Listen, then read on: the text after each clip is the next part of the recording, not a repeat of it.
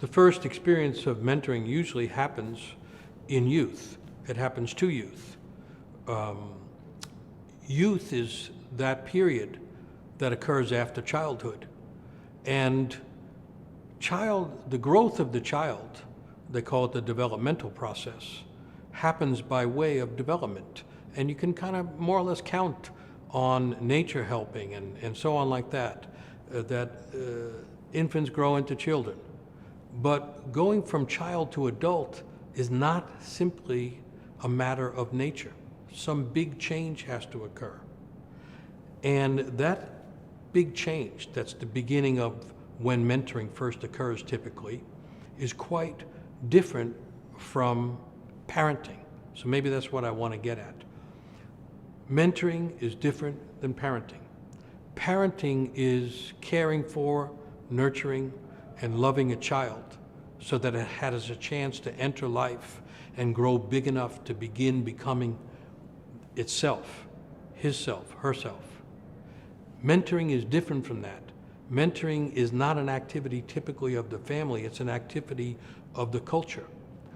Mentors are acting on behalf of culture, and they're acting on behalf of the genius inside the child, which is a little different from the parents who are acting in concern for the general health and welfare of the child, and are acting as agents of the family. Mentoring occurs typically when someone leaves their family. And it's very hard for a family to see the natural genius inside their own children. They might recognize talents that the children have, and that's a great thing, and those talents should be nurtured. But the genius is deeper than the talent, and it's more peculiar or more odd or more distinct in a way from the talent. There are many people who can play a guitar, but when a certain person grabs that guitar, a flamenco genius can come out in them. And if you listen to that player, you can hear something that is unique to them and different from any other guitar player or any other musician. That genius is the thing that the mentors are responsible to nourish and care for and to help awaken and to feed it when it does awaken.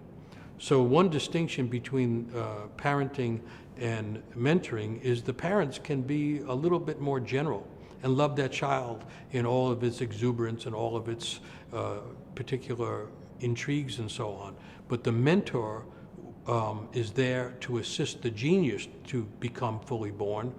And you could also say the mentor is there to help that child become an adult.